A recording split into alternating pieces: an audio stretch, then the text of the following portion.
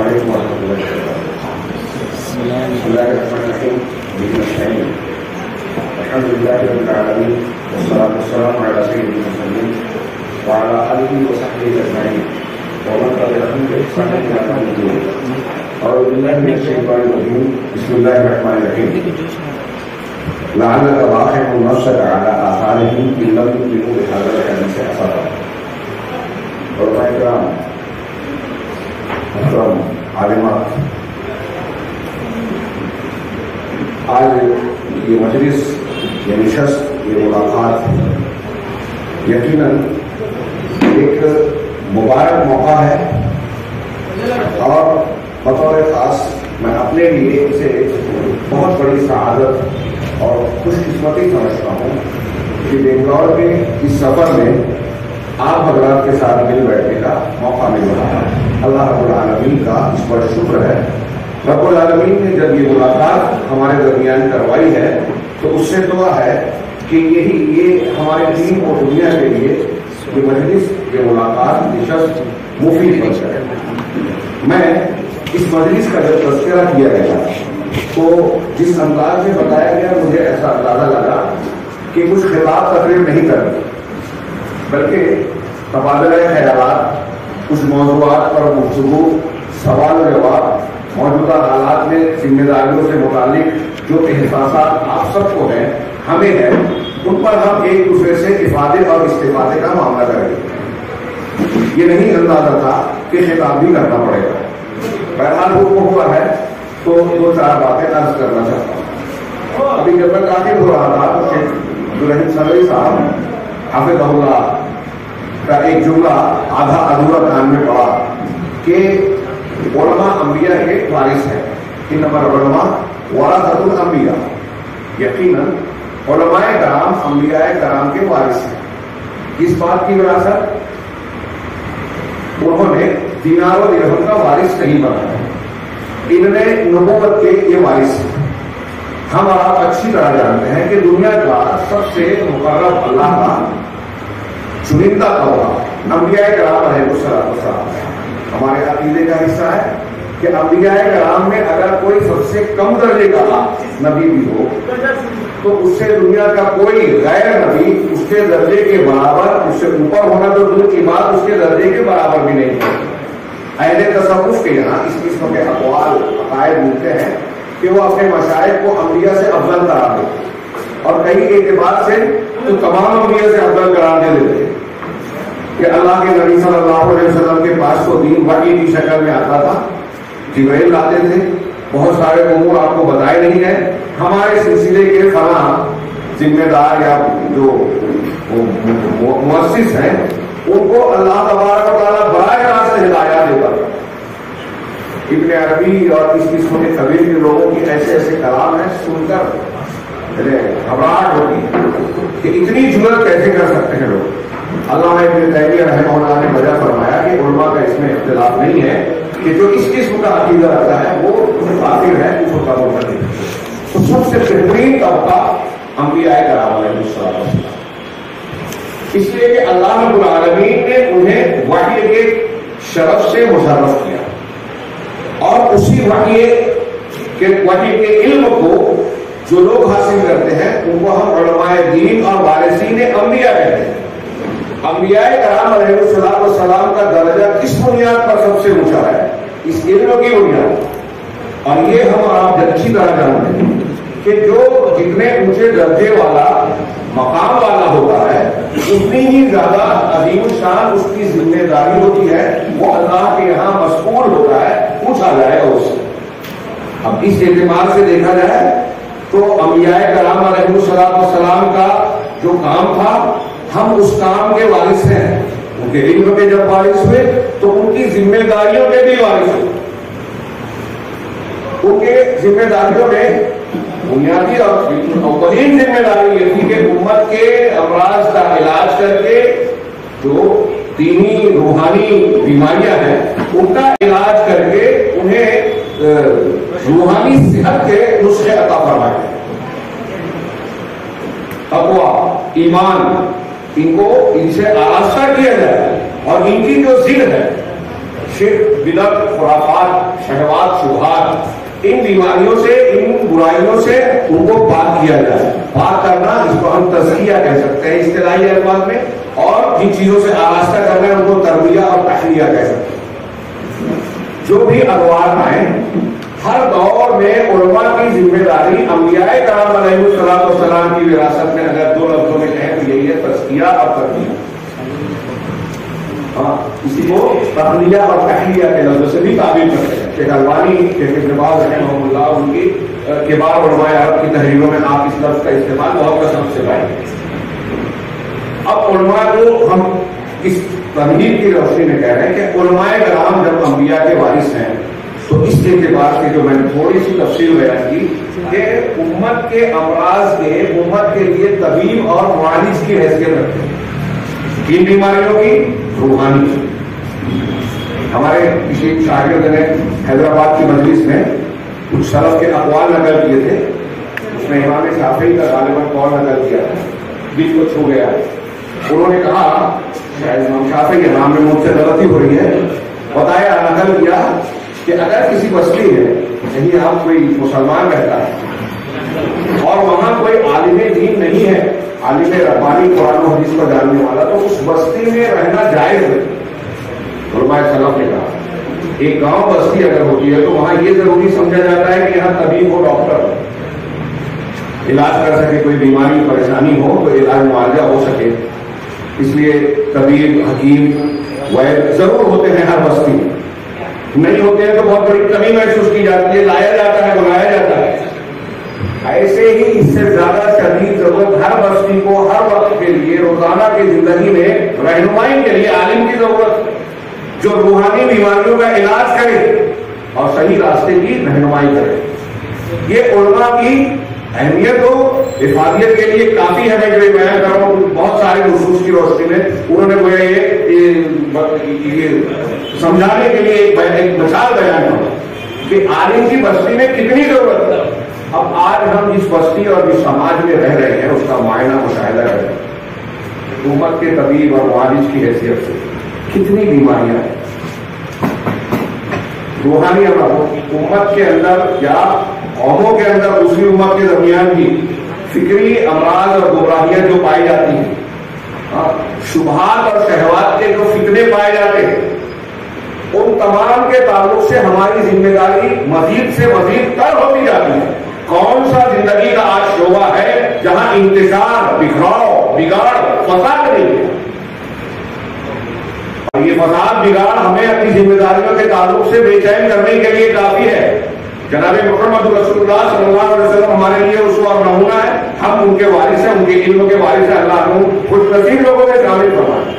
آپ کی کیفیت اس ذمہ داری کے احساس سے کیا کہ خود قرآن مجید نے کہا، آپ اور ہم پڑھتے ہیں، جانتے ہیں، لعلک باخع نفسک علی آثارہم ان لم یؤمنوا بہذا الحدیث اسفا، کہ لوگ اگر اس حدیث، اس دین، اس قرآن پر ایمان نہ لائے تو ایسا لگتا ہے کہ آپ اپنے آپ کو ہلاک کر دیں گے. آپ کی ایسی بے چینی، اضطراب، امت کے تعلق سے اتنی فکر تھی. یہ خیر خواہی، امت کے حق میں اخلاص، مختلف موقعوں پر آپ کا یہ کہنا امتی امتی امتی، دیگر انبیاء کے مقابلے میں آپ کا یہ لسانی امتیاز بیان کیا جاتا ہے. صحیح مسلم کی وہ روایت آپ نے پڑھی، حضرت ابراہیم کا جب قول پڑا اللہ کے رسول صلی اللہ علیہ وسلم، پھر حضرت عیسیٰ علیہ السلام تعذبہم فإنہم عبادک، ہے نا، ان تغفر لہم فإنہم عبادک وإن تعذبہم فإنک انت غفور رحیم. اللہ کے رسول صلی اللہ علیہ وسلم رونے لگے اور امتی امتی کہنے لگے. اللہ نے جبرائیل علیہ السلام کو بھیجا، پوچھا کیا تکلیف ہے پوچھیے. تو بتایا میری امت کی فکر ہے. کہا آپ کی امت کے تعلق سے میں آپ کو مایوس نہیں کروں گا، خیر کا معاملہ ہوگا انشاءاللہ. یہ اللہ رب العالمین نے کہا کہ خیر کا معاملہ ہوگا. جبرائیل سے کہا کہ جا کے محمد صلی اللہ علیہ وسلم کو اس بات کی تسلی دے دیجیے. اتنی فکر مندی نبی صلی اللہ علیہ وسلم کو جیسے تھی. کیا اس وراثت میں آپ کے علم کو ہم نے حاصل کیا دروس میں، تو آپ کی اس فکر کو، اس احساس ذمہ داری کو بھی ہم نے وراثت کے طور پر قبول کیا، اختیار کیا ہے؟ اگر نہیں کیا ہے تو ہمارے عالم ہونے میں انتہائی شدید کمی ہے. انفارمیشن کا نام عالم ہونا نہیں ہے. انما یخشی اللہ من عبادہ العلماء. قرآن کے معیار پر عالم ہوئے تو اللہ سے ڈرتا ہے. جس کا علم جتنا بڑھتا جائے اتنی خشیت آتی جائے گی. جس کی خشیت جتنی زیادہ ہوگی اتنا وہ علم والا کہلائے گا. خاصیت نہیں ہے. تو اہل تفسیر اس آیت کی روشنی میں کہتے ہیں کہ وہ عالم نہیں ہے کتنی بڑی میں ڈگری رکھتا ہو, کیسی بھی معلومات اور انفارمیشن رکھتا ہو. نبی کریم صلی اللہ علیہ وسلم کی اس فکر مندی, آپ کی محنت, لگن, توقع کو دیکھ کر اللہ رب العالمین نے آپ کے بوجھ کو ہلکا کیا. اور وہ پوری سورہ پڑھیے, علماء کو وراثت علم نبوت کی روشنی میں اس کا مطالعہ اور اس کی تشریحات و تفسیر پڑھنی چاہیے. الم نشرح لک صدرک ووضعنا عنک وزرک الذی انقض ظہرک. آپ کے اس بوجھ کو ہم نے آپ سے ہٹا دیا جو آپ کی کمر اور پیٹھ توڑے جا رہا تھا. الذی انقض ظہرک, نبی صلی اللہ علیہ وسلم کے بارے میں خود اللہ رب العالمین کہہ رہا ہے کہ آپ یہ بوجھ آپ کی کمر توڑ رہا تھا, ہم نے ہلکا کر دیا, اتار دیا. یہ آپ کی فکر مندی, آپ کے اخلاص اور خیر کاری کا الہی طرف سے اعتراف ہے کہ آپ کے اندر ایسی فکر مندی تھی امت کے تعلق سے. میں عوامی جلسوں میں کہتا رہتا ہوں کہ اس نبی کا کیا حق ہونا چاہیے ہمارے ذہن و دماغ میں, کیا حق اور مقام کہ قیامت کے دن دیگر انبیاء کہیں گے نفسی نفسی نفسی, اور محمد رسول اللہ صلی اللہ علیہ وسلم کہیں گے امتی امتی امتی. کتنا فرق ہے. اللہ کے رسول صلی اللہ علیہ وسلم نے فرمایا کہ ہر نبی کو ایک مستجاب دعا کی گئی جو قبول کی جائے. ہر نبی نے فتعجل كل نبی دعوته, ہر نبی نے دنیا میں اپنی دعا مانگ لی. وإني اختبأت دعوتي شفاعة لأمتي يوم القيامة, میں نے اپنی دعا کو روک لیا, اگر آج کی زبان میں ہے ریزرو کر لیا. کیوں؟ قیامت کے دن اس کے بدلے میں اپنی امت کے لیے سفارش کروں گا. دنیا میں ہم کو اللہ بول دے کہ ماں کو کیا ماننا ہے قبول کیا جائے گا, ہم کیا کیا مانیں گے. نبی صلی اللہ علیہ وسلم کی جو میں چیزیں بتا رہا ہوں, جو آپ نے الفاظ میں بیان کیا کہ میری اور تمہاری مثال اس آدمی کی طرح ہے جس نے آگ روشن کی, پروانے اس پہ گرے جا رہے ہیں اور وہ آدمی ان پروانوں کو بچانا چاہ رہا ہے. میں تمہاری کمر کو پکڑ کر تم کو جہنم میں جانے سے روک رہا ہوں, لیکن تم میرا ہاتھ چھوڑا کر اس پہ گرا چاہتے تھے. اور میں کرام بات تھوڑی طویل ہوتی جا رہی ہے, ظاہر سی بات ہے عوامی مجلس میں, اور اچانک معلوم ہونے پر میں اپنی باتیں عرض کرنے لگا, کچھ پھیلتی نہیں. بات کو سمیٹ کر میں یہ عرض کرنا چاہتا ہوں کہ آج اگر ہم اپنے گرد و پیش مقامی سطح سے لے کر عالمی سطح پر, ہم موجودہ دور میں جو گلوبل ولیج بلکہ گلوبل ہاؤس بن گیا ہے, کہ ایک جگہ ایک واقعہ ہوتا ہے. ابھی ہم خطاب کر رہے ہیں, اسی موقع پر اتنی ٹیکنالوجی ہے کہ کئی جگہوں پر ملک کے دنیا کے حصوں میں سنا جا سکتا ہے. یہ اتنا چھوٹا مطلب سمٹ گیا ہے معاملہ, تو اب کہیں کوئی واقعہ, کوئی بگاڑ, کوئی فساد اگر پیدا ہو رہا ہے تو وہ ہم سے دور نہیں ہے, ہمارے گھروں سے دور نہیں ہے. ہماری عالمات معلمات یہاں بیٹھی ہوئی ہیں. یہ کل تک جو خواتین گھروں میں تھی, بہت سارے فکریں ان تک پہنچنے میں دیر لگتی تھی, بہت سارے گناہ کرنے میں جو حجاب اور رکاوٹیں تھی مردوں اور عورتوں دونوں کے لیے, آج وہ بہت آسان ہو گیا. جیب میں آدمی کے پاس وہ چیزیں ہیں جس کے ذریعے سے وہ کام کر سکتا ہے جس کو کل تک لوگوں کے ڈر سے مجلسوں اور لوگوں کے معرفت ہو جانے کی بنیاد پر آدمی کچھ حجاب اور رکاوٹ محسوس کرتا ہے. آج یہ رکاوٹیں کافی حد تک چلی گئی. حکومتیں, مختلف نظریات, ازم جو نئے نئے پیدا ہوئے ہیں افکار, اور ان سب میں آپ اور ہم اچھی طرح جانتے ہیں کہ زیادہ تر نشانہ اسلام اور اہل اسلام ہے. اس میں سر فہرست تو علماء کرام نشانہ ہے, ابیار اور آداء اسلام ہے. تو ان چیزوں کو ہم دیکھیں گے حکومتوں اور بڑی بڑی شخصیتوں کی سرپرستی میں, مناہج کی سرپرستی میں گناہوں کو نہ صرف یہ کہ جواز فراہم کیا گیا ہے, غلط کاموں کو, غلط افکار کو نہ صرف یہ کہ جائز بتایا جاتا ہے بلکہ ان کو مستحسن بنا کر پیش کیا جاتا ہے. آپ گلیمر کی دنیا دیکھیے, مسلمانوں سے کیپچر کیا جاتا ہے لڑکوں اور لڑکیوں, پھر ان کو بطور نمونہ مسلم نوجوان لڑکوں اور لڑکیوں کے لیے پیش کیا جاتا ہے. دیکھیے جھوپڑے میں رہتا تھا, اس کے اندر گانے کی صلاحیت تھی, ہم نے اس کو مواقع دیے, گانا بجانے لگا, اب اس کے پاس کار ہے, بنگلہ ہے, یہ ہے اور ساری تعیش کی ساری چیزیں موجود ہیں. یہ لوگوں کو رجھانے کا ایک ذریعہ ہے. اس طریقے سے مرد اور خواتین, اس طریقے سے لوگوں کو شبہات اور شہوات کے فکروں میں مبتلا کیا جا رہا ہے. یہ چیزیں عام ہیں. میں نے کہا کہ انبیاء نبی کی وراثت کے طور پر علماء اور عالمات یہ ان کی ذمہ داریوں کے بھی وارث ہیں, اور امت کے فکری شبہات اور شہوات کے فکروں، فکری گمراہیوں اور بیماریوں کے لیے ہم ہی علاج کر سکتے ہیں. اس کا نسخہ علاج قرآن و سنت کی روشنی میں علماء امت کے پاس ہے.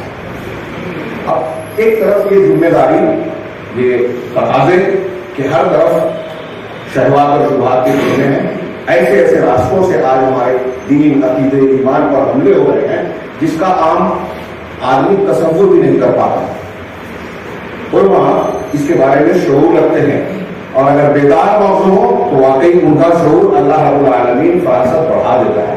غالباً امام حسن بصری رحمہ اللہ کا قول ہے کہ کوئی فکرہ جب پیدا ہوتا ہے تو اس کے آغاز میں عالم دین اس کو پہچان لیتا ہے، اور جو جاہل ہوتا ہے، عام آدمی ہوتا ہے، وہ اس وقت فتنے کو پہچانتا پرکھتا ہے جب وہ فتنہ اپنی فتنہ سامانیہ نقصانات پورا پہنچا کر اس اپنے اختتام کے قریب پہنچتا ہے، تو وہ بعد میں لوگ پہچانتے ہیں اور وہ پہلے پہچانتے ہیں. ایسے اس تناظر میں ہمیں دیکھنا ہے کہ آج امت کو کیا ضرورتیں ہیں، ہماری کیا ذمہ داریاں ہیں.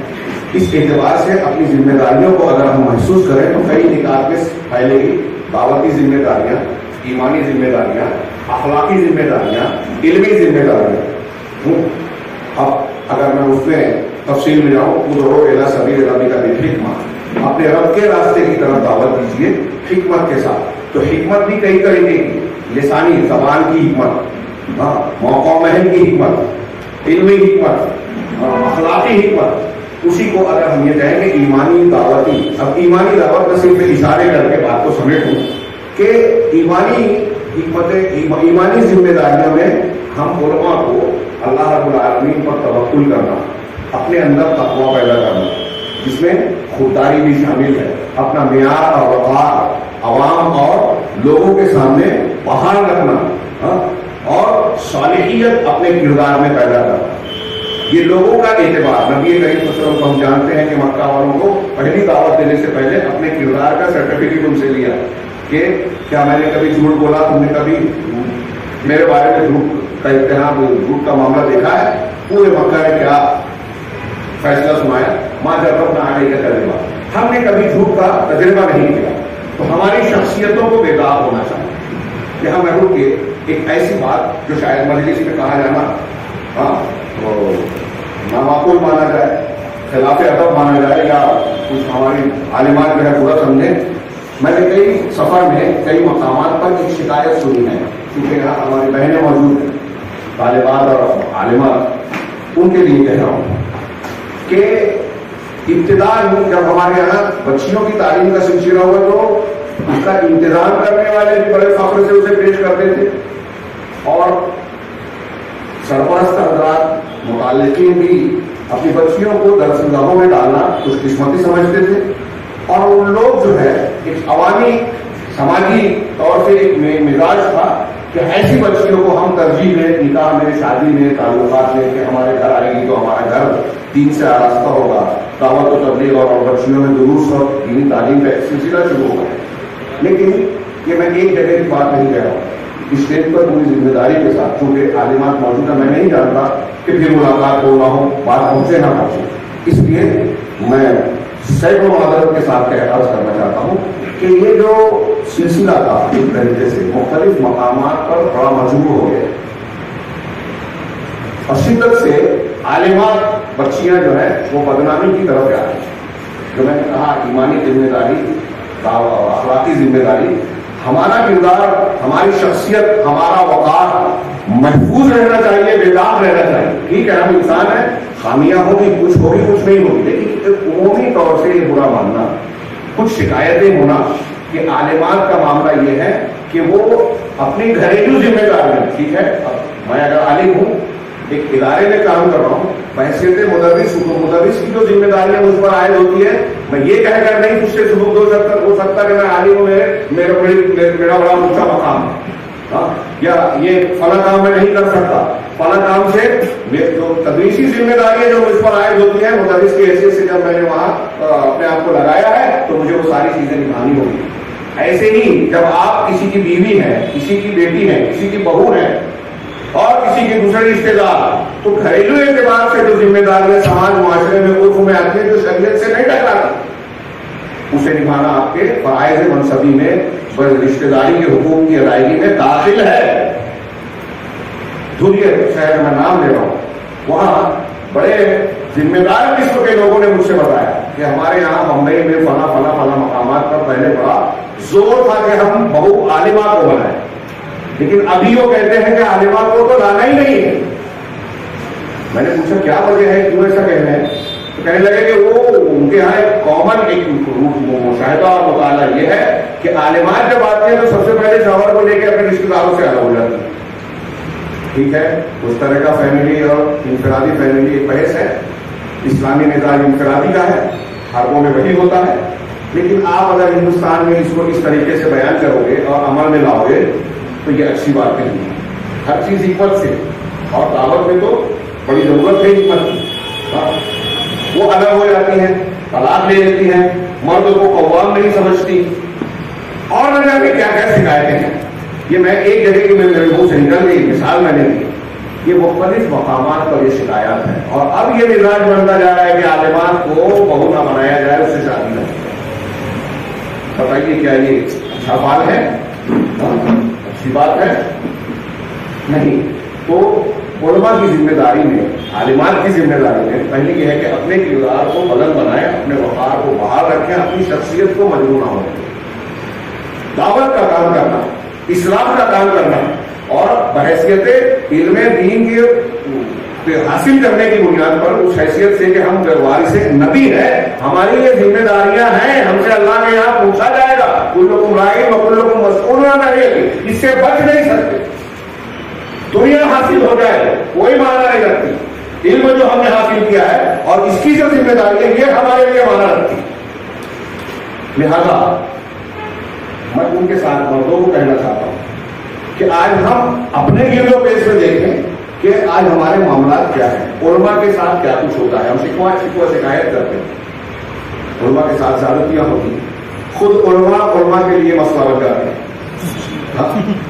یہ کچھ اشارے کر رہا ہوں مسائل کی طرف, اس کے لیے ہمیں غور کرنا ہے کہ بعض علماء سے بات کر کے کچھ نہ کچھ گفتگو کرنی چاہیے. اندیشوں کی بنیاد پر ذمہ داریوں سے ہم نہیں بھاگ سکتے. کہ کچھ ذمہ داری ہوتی ہے تو ہمارے علماء کہہ دیتے ہیں کہ اگر یہ کرنے جائیں گے تو یہ سوال اٹھے گا, یہ اعتراض ہوگا, وہ ہوگا. تو اس قسم کے سوالات کو دعوت کے میدان میں ہر جگہ انبیاء کرام علیہ السلام اگر اندیشوں کی بنیاد پر کام سے رکتے تو بتائیے دین ہم تک پہنچتا یا وہ اپنے ذمہ داریوں اور وظائف کو ادا کر پاتے؟ سوال ہی پیدا نہیں ہوتا. تو ایمانی ذمہ داری, اخلاقی ذمہ داری, دعوتی ذمہ داری, اصلاح و تربیت کی ذمہ داری اس میں شامل ہے. امر بالمعروف نہیں ہے منکر کی جہاں ختم ہو جائے اس امت میں وہ امت مر گئی, اس پر اللہ والے کو عذاب کے لائق ہو جاتی ہے. قرآن و حدیث کے بہت سے کچھ ہوتا ہے. اب اس تناظر میں دیکھیے تو ہمارا آواں کا آواں بگڑا ہوا ہے. اونٹ میں اونٹ تیری کون سی کل سیدھی, سارے معاملات بگڑے ہوئے, ہر جگہ بگاڑ ہے, انتشار ہے. وہ دوسرے جو عوام اور جوہلا کا جو طبقہ ہے وہ رہنے کی دین کے جو مراکز ہیں, مساجد, مدارس, آج وہاں سب کچھ خیریت سے نہیں ہے. علماء کے حالات ابتر ہیں. ہمارے جماعت میں اجتماعیت اور قیادت و مرکزیت کا انتہائی فقدان دوسروں کے مقابلے میں زیادہ ہے. ہماری جماعت میں جو قرآن و حدیث کی دعوت ہے, شیخ عبد المعید صاحب سے بھی کچھ دن پہلے استاد محترم سے گفتگو ہوئی تو کہہ رہے تھے کہ بھائی کسی بھی جماعت کی کامیابی کے لیے, اس کو منظم انداز میں آگے چلانے کے لیے, فرائض کو ادا کرنے کے لیے جن چیزوں کی ضرورت ہے جماعتی اعتبار سے, وہ قیادت و مرکزیت ایک نمبر, جس میں اجتماعیت کو انہوں نے جوڑا. دوسرے کہہ رہے ہیں استقامت, ہاں, اور تیسرے کہا منہجیت. استقامت میں ایمانیات آگے, دین پہ جمے رہنا. تو کہا کہ ان تین چیزوں سے جائزہ لیجیے. ہم تبلیغی جماعت کو دیکھتے ہیں, مرکزیت ہے, قیادت ہے, سماعت ہے, اپنے مشن کے تعلق سے ان کے یہاں استقامت بھی ہے, لگے ہوئے ہیں, قربانیاں دیتے ہیں, لیکن منہجیت ہے. ایسے ہی آپ جماعت اسلامی اور تحریکیوں میں دیکھیے, دوسری جگہوں پر دیکھیے, وہ چیزیں نظر آئے گی, قیادت ہے, مرکزیت ہے, منہجیت نہیں ہے.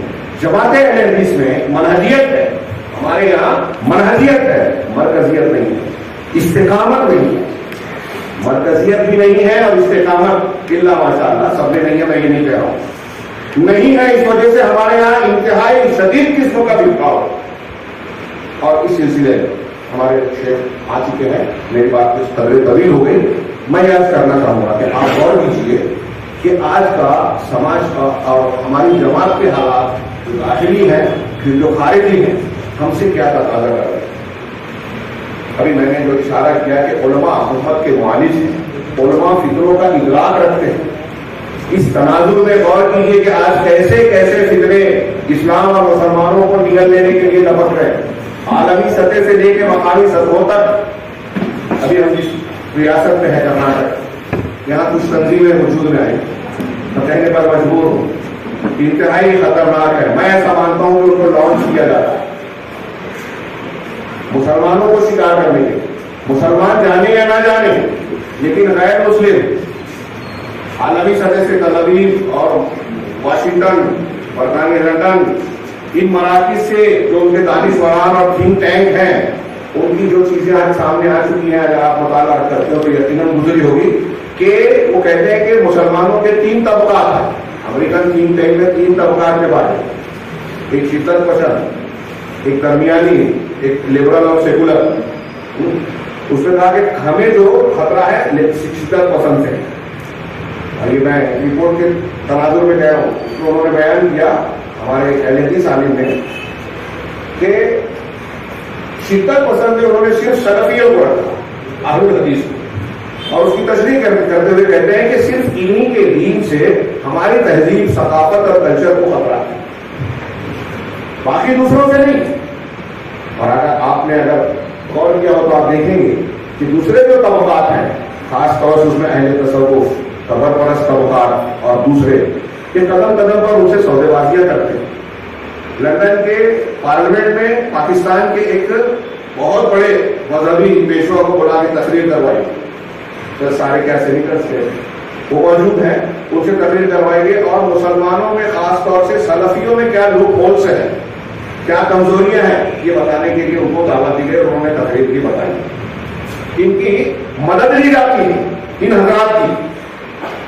یہ عالمی سطح پر بھی ہم دیکھ رہے ہیں، چیچنیا میں اہل تصوف کی کانفرنس کا، عالمی کانفرنس کا انعقاد کس نے کروایا؟ یہ ولادیمیر پوتن. اس وقت یہ کانفرنس ہو رہی تھی جب ان کے پلینز جو ہے شام پر بمباری کر رہے تھے، سلفیوں کو مار رہے تھے. ادھر بمباری ہو رہی ہے اور وہاں اسلامک کانفرنس کروائی جا رہی ہے، اپنا ایک نمائندہ بھیج کر اس کو صدارت دی. بتائیے کیسا معاملہ چل رہا ہے ہندوستان میں؟ حکومت کا کیا معاملہ ہے، کیا مزاج ہے، ہم دیکھ رہے ہیں. عالمی قوتوں نے یہاں کی ایجنسیز کو بھی بتایا کہ اصلی اسلام کہاں ہے. بہت سارے مسلمان ایسے تحقیق کرتے کہتے پتہ نہیں چلتا کہ خالص اسلام کون سا ہے. وہ غیر مسلم دانشوروں کی تحریر بھی پڑھے تو وہ کہیں گے کہ ہم جانتے ہیں کہ خالص اسلام ان کے پاس ہے، جو اپنے آپ کو سلفی کہتے ہیں، اہل حدیث کہتے ہیں. وہ بکر صدیق اور عمر فاروق کے دین کو اختیار کرنے کی بات کرتے ہیں. تو اس دین کو کہ ہر طرف سے یہ کوئی فکر کی، ڈر کی اور ایسی بات نہیں ہے جو تعجب کی جائے. حق ہمیشہ باطل کی نظر میں کھٹکتا رہے گا. دنیا کا جو باطل جتنا شدید باطل وہ حق کا اتنا مخالف رہے گا. علامہ المانی رحمہ اللہ کے سامنے جب یہ پیش کیا گیا کہ فلسطین کے ایک مسجد کے پیش امام کو یہودی سپاہیوں نے پکڑا، آگ پر پٹی باندھی لے گئے اور ایک ہال میں آگ کی پٹی جب کھولی تو اسرائیلی رڈیوں کے سامنے وہ بیٹھے ہوئے تھے. تو ان رڈیوں نے بہت سی باتوں کے ساتھ ان سے کہا کہ تمہارے درمیان جتنی دعوتیں اور سرگرمیاں چل رہی ہیں کسی سے ہم کو اعتراض نہیں. یہ جو عمر فاروق کی ایک دین کی بات کرتے ہیں، سلفیت کی بات کرتے ہیں، یہ دین ہمیں قبول نہیں. اگر یہ تم پھیلاؤ گے تو ہم برداشت نہیں کریں. اور اس امام سے کہا کہ یہ پیغام پہنچا دیجیے. یہ پیغام انہوں نے جب پہنچایا، علامہ المانی کو اس کا ذکر کیا گیا، محدث بنارس میں یہ رپورٹ شائع ہوئی تھی. تو شیخ البانی رحمہ اللہ نے پہلے 2-3 مرتبہ یہ پوچھا کہ کیا یہ واقعی ایسا ہوا ہے؟ تو کہا کہ بھائی فلسطین کے فلاں امام صاحب تو بذات خود یہ بیان کر رہے ہیں کہ ان کے ساتھ ایسا ہوا. البانی صاحب رحمہ اللہ نے فرمایا کہ اگر یہ صحیح ہے تو یہ سلفیوں کے لیے خوشخبری کی بات ہے. ہمیں خوش ہونا چاہیے کہ اہل باطل کو یہ اندازہ ہے کہ حق کیا ہے. جو حق ہوگا اسی سے باطل کو خطرہ ہوگا، اور باطل سے جس کو خطرہ نہ ہو وہ حق نہیں. تو یہ خطرات اس بات کی دلیل ہے کہ ہمارے پاس جو دین ہے وہ دین برحق ہے. اور جب اللہ رب العالمین نے بہت ساری نعمتوں اور بہت سارے افراد کے بیچ میں ہمیں اس کے لیے چنا ہے. سوچیے تھوڑی دیر کے لیے یہ ہم عوامی جلسوں میں کہتے رہتے ہیں کہ سب سے قیمتی دولت اور نعمت اللہ کی ہدایت ہے. اس ہدایت کا عالم بنانا دنیا میں. ہمارے شیخ صفی الرحمان صاحب نے بخاری کا آخری درس دیا تو اس میں انہوں نے جو نصیحت کی شیخ صفی الرحمان رحمہ اللہ, انہوں نے یہ بتایا کہ میں کبھی سوچتا ہوں, انہوں نے کہا کہ میں کبھی سوچتا ہوں کہ اگر اللہ رب العالمین کی صرف اس ایک نعمت کا میں شکر ادا کرنا چاہوں گا کہ اس نے ہم کو مسلمان بنایا, تو ہم اس کا شکر ادا نہیں کر رہے. دنیا میں کتنے مذہب ہیں, وہ انہوں نے بیان کیا ان کی تشریحات ان کے ہی الفاظ میں لگ بھگ. وہ کہتے ہیں کہ سوچیے تھوڑی دیر کے لیے کہ اگر ہم کسی عیسائی کے گھر پیدا ہوتے, نصرانی کے گھر, تو تسلیس کے قائل ہوتے. یہودی کے گھر پیدا ہوتے تو ان کے مذہب کو مانتے, اسلام مسلمانوں کے محمد رسول اللہ صلی اللہ علیہ وسلم اور ان کے دین کے مخالف رہتے اور اس کو اچھا سمجھتے. ایسے گھر میں پیدا ہوتے جو کنگروں اور شنکروں کو جو ہے پوجا پاٹ کے لائق سمجھتے ہیں, اسی کی خدمت کرتے, اسی پہ گزر جاتے, تو ہمارا کیا بنتا. ایک بات پھر اس پہ مزید انہوں نے کہا کہ ایک تو یہ کہ مسلمان بنائے. مسلمانوں میں اللہ رب العالمین نے ہمیں وہ فکر اور منہج عطا فرمائی جو کتاب و سنت پر مشتمل ہے. کہا کہ اگر صرف اس ایک نعمت کو میں چاہوں کہ اس کا شکر ادا کروں, تو کہا اپنی زندگی اور زندگی کی تمام نعمتوں کو لٹا دوں, قربان کر دوں, تب بھی میں سوچتا ہوں کہ اس ایک نعمت کا ہم شکر ادا نہیں کروں. سوچیے تھوڑی دیر کے لیے کہ آج کتنے لوگ ایسے ہیں جو ان کے سامنے حدیث رسول پیش کی جاتی ہے اور وہ کہتے ہیں کہ ہمارا مسلک, ہمارے امام کا قول و اجتہاد تو یہ ہے, ہم فلاں کی تقلید کرتے ہیں, ہم فلاں پیر صاحب کے طریقہ پر سلوک کے سلسلے پر گامزن ہیں, لہذا ہم جو ہے ادھر سے لیں گے. ہمارے اصول میں سے ہے پیری موہنی کے اصول میں سے کہ قال اللہ قال رسول کو دماغ سے کھرچ کر نکالنا, لہذا قرآن حدیث ہم نہیں سمجھتے, یہ ظاہری معنی آپ لیتے ہو, جن کا مغز ہمارے مشائخ کے پاس ہے, ہم اس کو لیں. شیخ نے کہا کہ قرآن حدیث کو, اللہ کے رسول صلی اللہ علیہ وسلم کی باتوں کو رد کر دیتے ہیں اس دنیا پر, انہیں احساس بھی نہیں ہوتا کہ وہ کتنا بڑا گناہ جرم کر رہے ہیں, جرم کا ارتکاب کر رہے ہیں. اس ایک نعمت کا ہم شکر ادا نہیں کر سکتے. اب آپ اور ہم اللہ تبارک و تعالیٰ نے مسلمان بنایا, مسلمانوں میں اہل حدیث بنایا, قرآن حدیث والا, بدعات اور خرافات والوں سے بچا کر منہج صحیح عطا فرمایا. اور اس میں بھی اگر ہم کو اللہ تعالیٰ نے عالم میں دین سیکھنے کی جو ہے توفیق اور نعمت دی ہے, تو میں سمجھتا ہوں اس سے زیادہ, اس سے بڑی خوش قسمتی اور کوئی نہیں. ہاں, دنیا کی کوئی دولت, بڑے بڑے دولت مگر پاس رہا. ہاں, انسان کو مطمئن نہیں. سکندر مرنے پر کہتا تھا کاش میری علمی فتوحات زمینی فتوحات سے زیادہ ہو. دنیاوی اعتبار سے. ہاں, اندرا گاندھی سے کسی نے پوچھا کہ خواہش باقی ہے, آگے بات سنیں, کوئی خواہش ہے اتنا کی ترقی کی, وزیر اعظم بن گئی, یہ ہوا وہ ہوا اختیارات میں, تو آپ کی کوئی خواہش ہے؟ ایک صحافیہ نے پوچھا, لیڈی نے, تو اس نے کہا کہ میری خواہش ہے کہا مجھے کوئی بچیاں دی جائیں اور میں ان کو پڑھاؤں, جو میرے تجربات اور علم ہے میں ان کو تعلیم دینا چاہوں. تو معلم ہونا, مدرس ہونا, عالم ہونا, یہ بادشاہت سے بڑی بادشاہت ہے دنیاوی اعتبار سے. شاہجہاں کی بھی یہ خواہش تھی. شاہجہاں کو جب نظر بند کیا اورنگزیب نے وہ آگرہ کے قلعے میں کہ تم یہاں نظر بند رہو, پوچھا کیا کھانا چاہیے, وہ سب تفصیلات اپنی جگہ, کوئی اور خواہش ہے تو اس نے کہا کچھ بچے دے دیجیے میں ان کو پڑھاؤں گا. تو اورنگزیب نے کہا کہ آپ بوڑھے ہو گئے لیکن حکمرانی کا جو چسکا ہے وہ نہیں ہے, بچوں کو پڑھانے میں بھی حکمرانی ہے. خیر, تو یہ تدریس, یہ معلمیت, اگر آپ باقاعدہ کسی ادارے میں نہیں پڑھا رہے ہیں تو علم نبوت آپ کو معلم بنا رہا ہے امت کا. وَيُعَلِّمُهُمُ الْكِتَابَ وَالْحِکْمَةَ. بات پھیلتی جا رہی ہے. سمیٹ کر میں یہ کہوں گا کہ آج ہمارے جو اداروں میں, مسجدوں میں, گھروں میں, سماج میں انتشار ہے, اور خاص طور سے میں عرض کروں کہ تنقید کے اعتبار سے نہیں, محاسبے اور احساس ذمہ داری پیدا کرنے کے لیے کہ ہماری جماعت اور اجتماعیت کا فقدان, جماعت اور جمعیت کے جو معاملات ہیں وہ خاص طور سے علماء کو آواز دے رہے ہیں, ہمیں جھنجھوڑ رہے ہیں, ہمیں اپنی ذمہ داریاں یاد دلا رہے ہیں. اور اگر ہم اپنی ذمہ داری کو نہیں سمجھے, نہیں نبھائے, مل جل کر اس کو سلجھانے کے لیے مثبت اور تعمیری کوشش نہیں کی, تو ہم پڑھتے ہیں, جانتے ہیں کہ اللہ کے دین کو اور اللہ کو ہماری ضرورت نہیں ہے. اگر ہم اپنی ذمہ داریاں نبھاتے ہیں تو یہ خود ہماری ضرورت ہے، ہمارے فائدے کی بات ہے. اللہ رب العالمین ہمیں مٹا دے گا اگر ہم نے ذمہ داریاں نہیں نبھائی، دوسروں کو کھڑا کر دے گا. کہ دعا کی کریں کہ اللہ رب العالمین اس مرحلے تک ہمیں نہ پہنچائے بلکہ ہم ہی کو یہ توفیق عطا فرمائے. آج جماعت اور اجتماعیت کو بڑی شدید ضرورت ہے. ہاں اجتماعیت نہیں ہے، ساتھ ہی ساتھ ہم ایک چیز دیکھ رہے ہیں، بس یہ آخری بات کہ لوگوں میں ہم یہ احساس بھی محسوس نہیں کر رہے ہیں کہ ہمارے نوجوان ایک قسم کی سرگردانی کا شکار ہے. ہاں جب ہمارے پلیٹ فارم سے ان کو رہنمائی نہیں مل رہی ہے، ان کو ان کا تزکیہ اور تربیت کا کام نہیں ہو رہا ہے، ان کے نفسیات کو تسکین کا سامان روحانی اعتبار سے نہیں مل رہا ہے، تو وہ دوسرے مقامات کی طرف جاتے ہیں. شدید قسم کے مسائل میں ان کو یہ اطمینان نہیں دلایا جاتا کہ قرآن و حدیث کا نسخہ علاج اس سلسلے میں کیا ہے. تو پھر انہیں کوئی جذباتی نعرہ ملتا ہے، کوئی پوسٹر ملتا ہے، کوئی تنظیم ملتی ہے جس کا سیرہ جا کے یہود و نصارہ سے ملتا ہے. ان کو پتہ نہیں چلتا، بڑے بڑے خواص والے نہیں پتہ چلتا کہ مسلمانوں میں کام کرنے والے کن آدمیوں کا تعلق یہود و نصارہ سے ہے. وہ ان کے لانچ کیے تھے.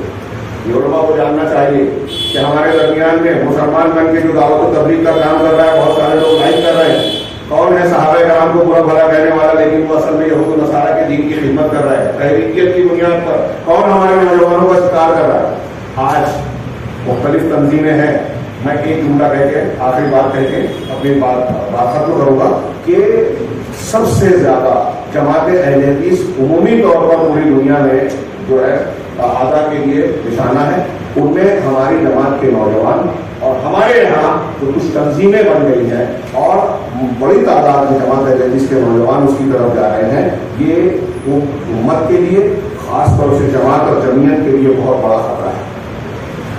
اس سلسلے میں بڑی ذمہ داری علماء پر عائد ہوتی ہے. یہ خطرہ اس سے کیسے نپٹا جائے، یہ قدم قدم پر ہمیں جو ہے جماعت کے اور جماعت کے سرپرستوں سے رابطہ قائم کر کے اس سلسلے میں بیداری لانا اور ایسا پلیٹ فارم دینا جس میں صحیح تربیت ہو سکے، دعوت و تبلیغ کا، ہماری ذمہ داریوں کو نبھانے کا صحیح کام ہو سکے، علماء کو مربوط کیا جا سکے، آپس میں جو ظلم و زیادتی کا سلسلہ ہے اس کو روکا جا سکے. اس کے لیے ہم کو بیٹھ کر بات چیت کرنا چاہیے اور کچھ نہ کچھ قدم اٹھانا چاہیے. بات کچھ ہے نہیں پھر بھی کچھ رہے گی. اللہ رب العالمین سے دعا ہے ہمارے پاس کے بزرگ اور مجھ سے بہتر مقررین ابھی باقی ہیں. میں سمجھتا ہوں کہ وہ کمیاں جو میرے خطاب میں ہیں وہ پوری ہوگی بلکہ بہتر طریقے سے اس بات کو دعوت کی جائے گی. اللہ تعالیٰ میں خیر دیتا ہوں. جزاک اللہ خیر.